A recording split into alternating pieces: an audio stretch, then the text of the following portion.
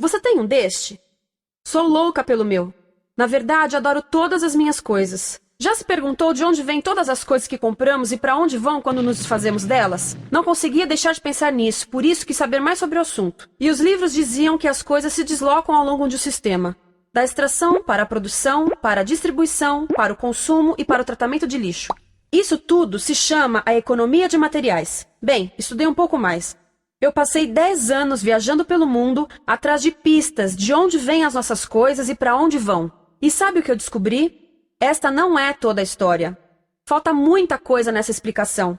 Em primeiro lugar, neste sistema parece que está tudo bem, sem problemas. Mas, na verdade, é um sistema em crise, porque trata-se de um sistema linear. E nós vivemos num planeta finito. E não se pode gerir um sistema linear num planeta finito, indefinidamente. Em todas as suas etapas, este sistema interage com o mundo real. A vida real não acontece numa página em branco. Interage com sociedades, culturas, economias, o ambiente. E durante as etapas, a vida vai se chocando contra seus limites. Limites que aqui não vemos porque o diagrama está incompleto. Então, voltemos atrás para preencher alguns espaços e ver o que falta. Uma das coisas mais importantes em falta são as pessoas. Sim, pessoas. As pessoas vivem e trabalham em todas as etapas desse sistema, onde algumas são um pouco mais importantes que outras. Algumas têm maior poder de decisão. Quem são elas? Comecemos pelo governo. Meus amigos dizem que eu devia usar um tanque para simbolizar o governo, e isso é uma realidade em muitos países, e cada vez mais também no nosso. Afinal, mais de 50% dos nossos impostos vão para os militares. Mas vou usar uma pessoa para simbolizar o governo, porque acredito nos valores e na visão de que o governo deve ser das pessoas, pelas pessoas, para as pessoas. A função do governo é olhar por nós, cuidar de nós. Esse é o seu trabalho. Depois vem as corporações. O que leva as corporações a parecerem maiores que o governo é porque elas são maiores que o governo. Atualmente, entre as 100 maiores economias da Terra, 51 são corporações.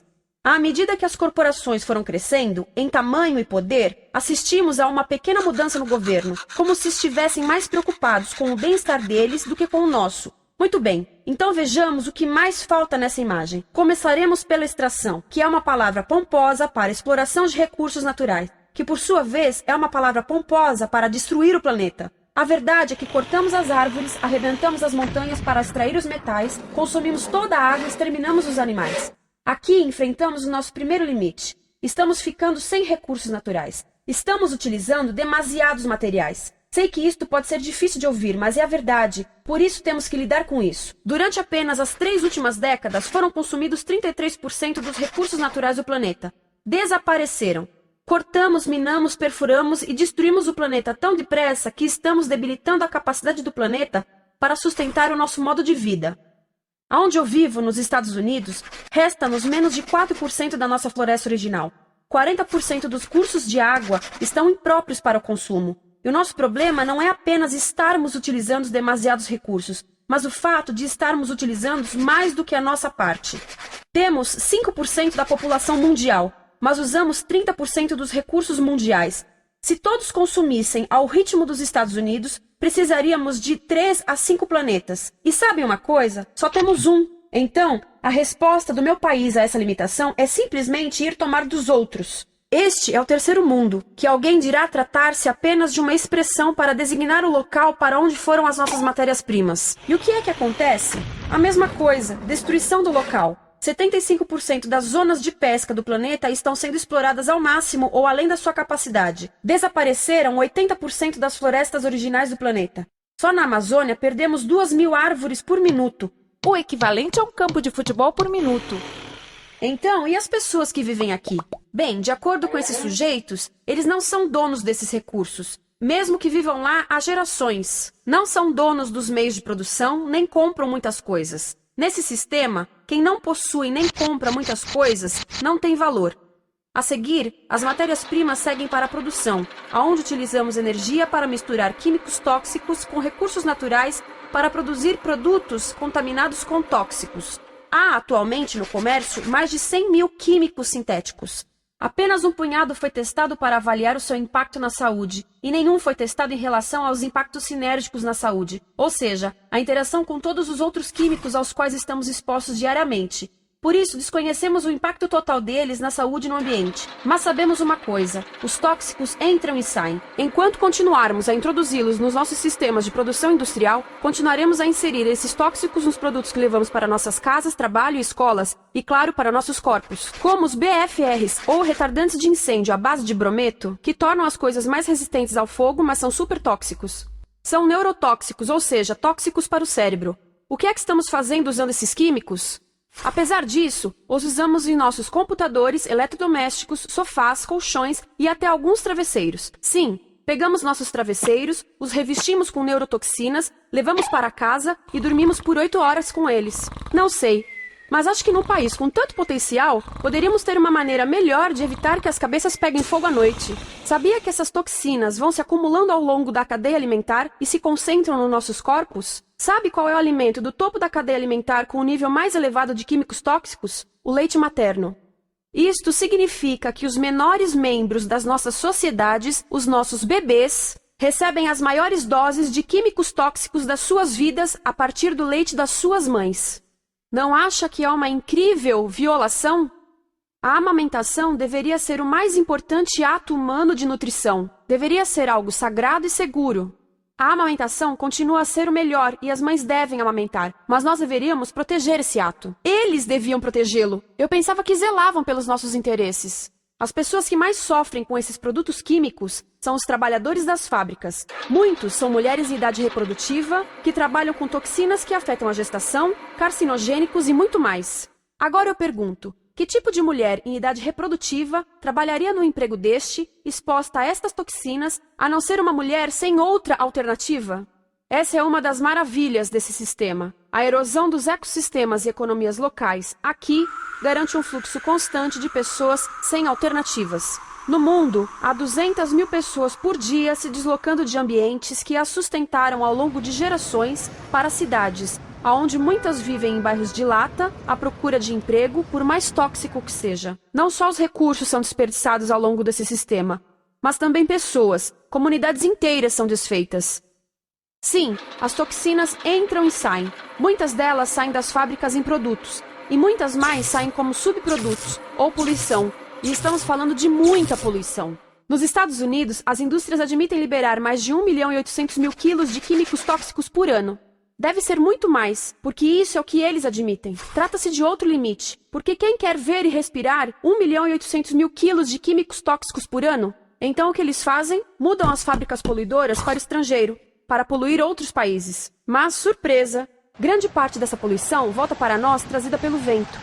E o que acontece depois de todos os recursos naturais serem transformados em produtos? Passam por aqui, para a distribuição, o que significa vender todo o lixo contaminado com toxinas o mais rápido possível. Aqui, o objetivo é manter os preços baixos, com as pessoas comprando os produtos em constante movimento. Como eles mantêm os preços baixos? Pagam salários baixos aos trabalhadores das lojas e restringem o acesso aos seguros de saúde sempre que podem. Tudo se resume em exteriorizar os custos. O verdadeiro custo da produção não se reflete no preço. Em outras palavras, não pagamos aquilo que compramos. Outro dia estive pensando nisto.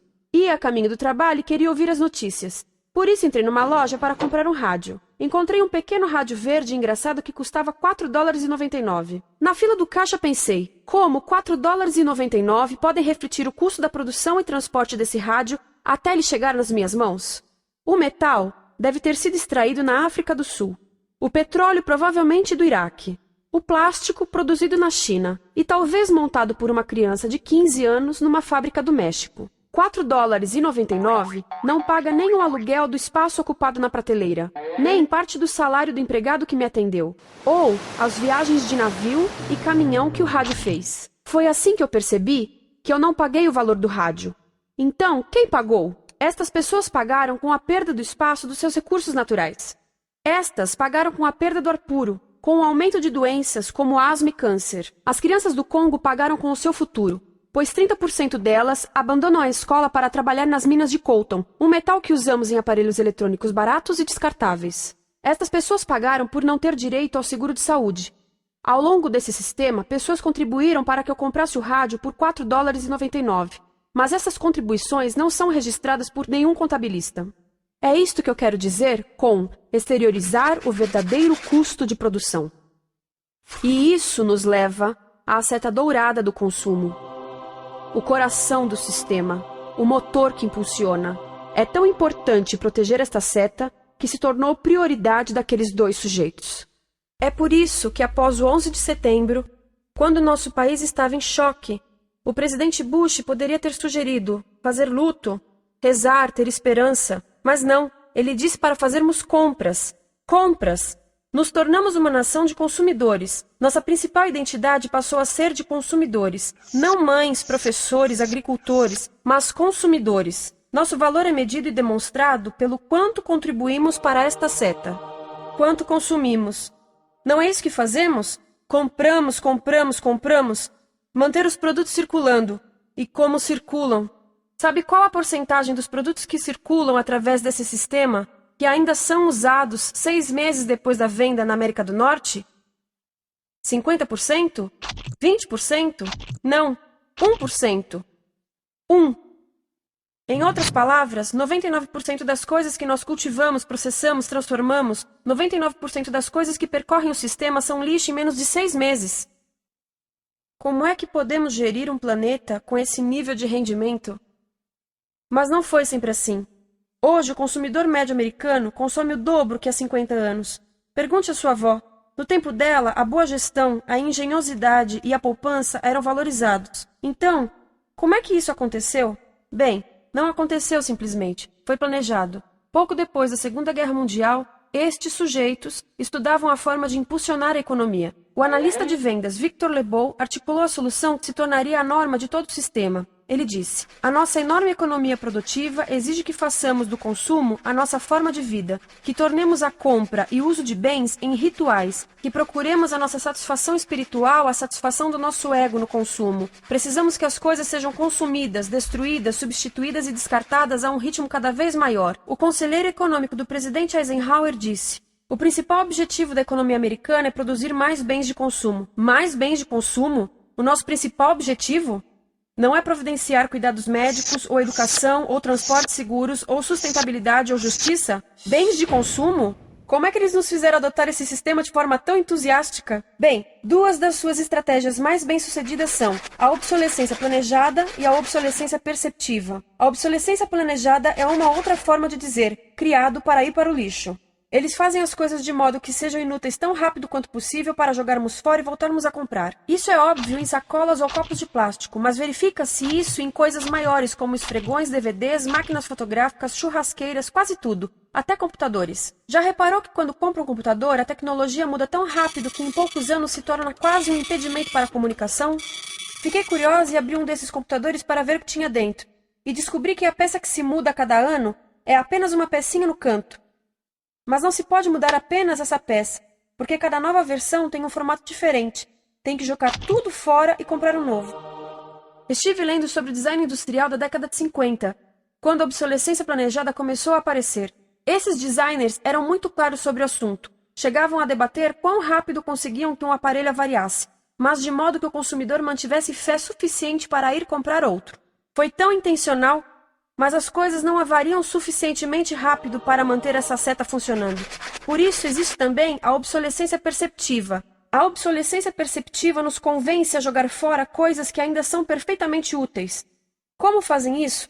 Mudam a aparência das coisas. Por isso, se comprou suas coisas há alguns anos, todos percebem que você não tem contribuído para essa seta. E como o nosso valor depende da nossa contribuição para essa seta, isso pode ser embaraçoso.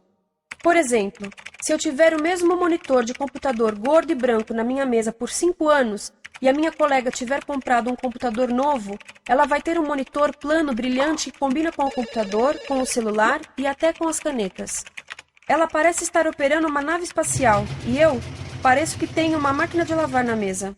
A moda é outro bom exemplo. Já se perguntou por que os saltos dos sapatos das mulheres passam de largos para finos num ano e no próximo de finos para largos? Não é por haver um debate sobre qual deles é mais saudável. É porque usar saltos largos num ano de saltos finos mostra que você não contribuiu recentemente para a seta.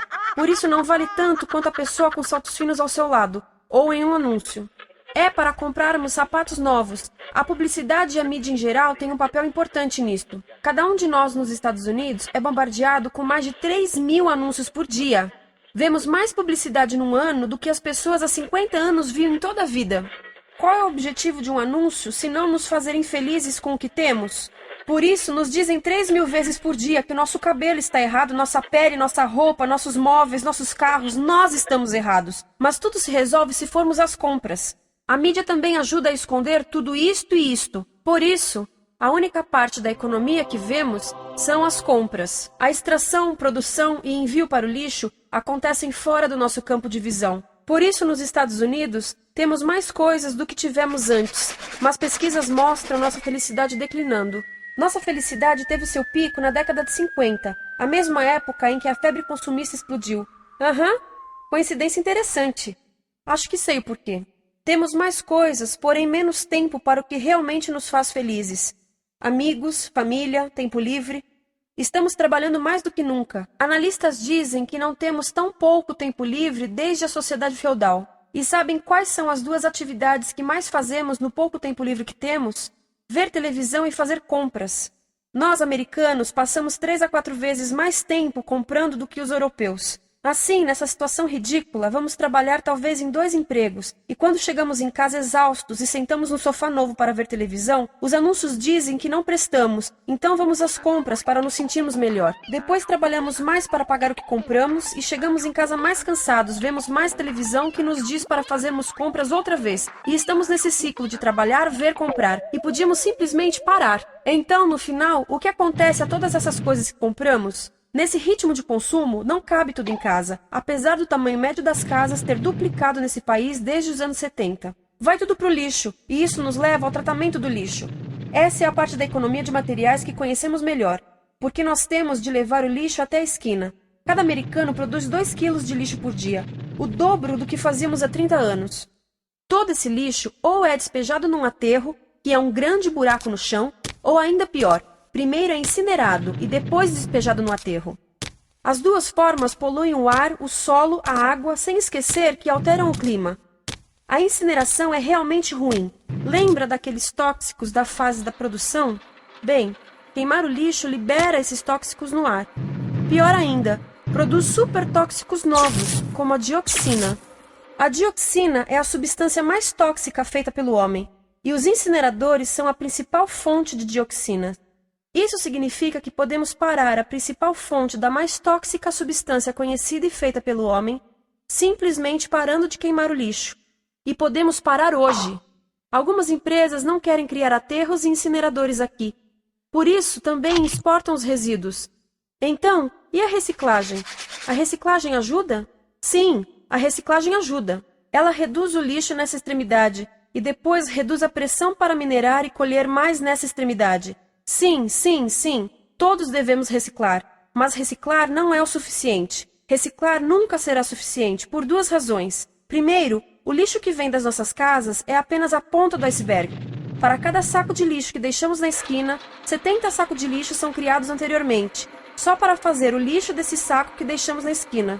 Assim, mesmo que pudéssemos reciclar 100% do lixo das nossas casas, não se chegaria ao coração do problema. Além disso, grande parte do lixo não pode ser reciclado, ou porque contém demasiados tóxicos, ou porque é criado de início para não ser reciclável, como aquelas caixas de suco, que têm as camadas de metal, papel e plástico, todas coladas.